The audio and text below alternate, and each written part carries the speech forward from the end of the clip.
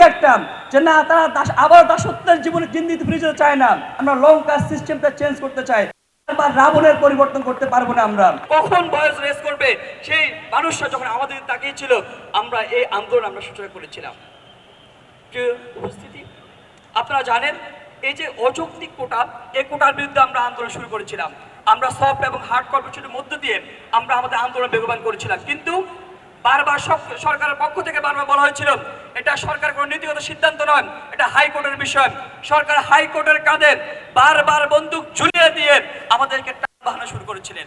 আমরা আমাদের শান্তিপূর্ণ কর্মসূচি আমরা পালন করেছিলাম, কিন্তু একটা পর্যায়ে যখনই সে ফ্যাসিস্ট, সে খুনি হাসিনা যখন বলেছিল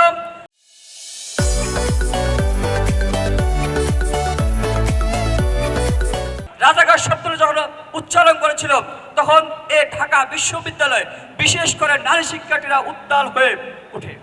প্রিয় উপস্থিতি, সেখান থেকে আন্দোলন নতুন দিকে মোড় নেয়। আমি শুধু ছোট্ট একটা বিষয় ধরে দিতে চাই। মঞ্চ উপবিষ্ট আমার সম্মানিত শিক্ষক, ঢাকা বিশ্ববিদ্যালয়ের প্রশাসনের নেতৃবৃন্দ আছেন, তাদেরকে ধরে দিতে চান।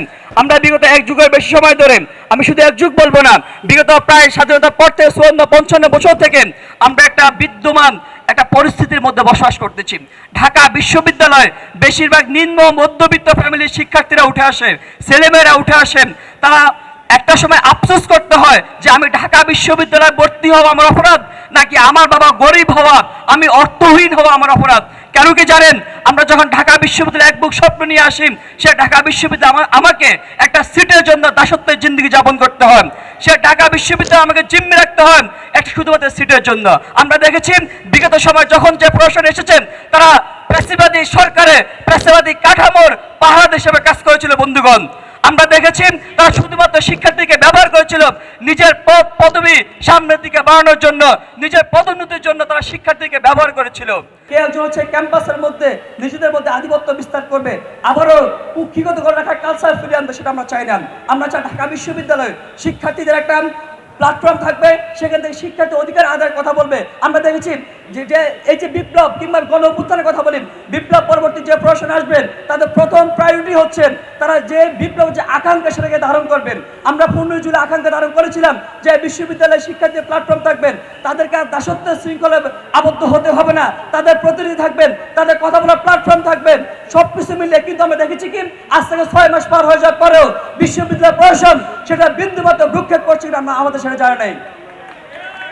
অথচ আমরা যখন টিচারদের সাথে কথা বলি, তখন তারা বলেছে বাবা আমাদের আরো 160-168টা কাজ আছে। কিন্তু আমরা বলতে চাই বিপ্লব পরবর্তী প্রশাসনের প্রথম কাজ হচ্ছে বিপ্লব যে স্পিরিট, এই উদ্দেশ্য নিয়ে শিক্ষার্থীরা বিপ্লব করেছে। আমরা আবার জানিয়ে দিতে চাই যে আমাদের যে আহত ভাইরা, তাদের আকুতি একটা যে না তারা আবার দাসত্বের জীবনে জিন্দিগি ফিরে যেতে চায় না। তারা রক্ত দিয়েছে আবার দাস হওয়ার জন্য নয়। আমরা শুধুমাত্র একটা কথা বলতে চাই, নতুন বাংলাদেশ বিনির্মাণে এই যে আমার সামনে যারা তরুণরা যারা বসে আছেন, তারা আপনারা জুলাই অগাস্টে আপনারা রাজপথে আপনারা নেমেছিলেন একটা উদ্দেশ্য সাধনের জন্য। আপনাদের দুটা কাজ, প্রথম দাবি হচ্ছে ফ্যাসিস্ট হাসিনা পতন হয়েছে, কিন্তু আমাদের কাঁধে একটা দায়িত্ব আছে। সেই দায়িত্ব হচ্ছে শুধুমাত্র আমরা বলেছি যে শুধুমাত্র ফ্যাসিস্ট হাসিনা পতন নয়, বিদ্যমান যে সিস্টেম আছে, আমরা বলেছি যে লঙ্কা যে সে রাবণ হয়, আমরা লঙ্কা সিস্টেমটা চেঞ্জ করতে চাই, রাবণের পরিবর্তন করতে পারবো না। আমাদের দায়িত্ব, এই তারুণ্যের দায়িত্ব দুইটা আমরা বলেছি। এদের যখনই ফ্যাসিবাদের কবলে আক্রান্ত ছিল, যখন এদেশের মানুষ একটা আস্থার নেতৃত্ব জায়গা খুঁজেছিল, তারা তখনও কাউকে পায় নাই। এই তরুণরা রাজপথে জীবন দিয়ে রক্ত দিয়ে তারা দাঁড়িয়ে থেকেছে, দাঁড়িয়ে থেকে মানুষের আস্থার জায়গা তৈরি করেছেন। মানুষজন তখন বুঝেছে না এই তরুণদের পিছনে আমরা নামতে পারি, এই তরুণদেরকে সাপোর্ট দিতে পারি। প্রিয় বন্ধুগণ, এই তরুণ যখন একটা দায়িত্ব পালন করেছেন, তাদের পরবর্তী দায়িত্ব হচ্ছে নতুন বন্দোবস্ত হাজির করা।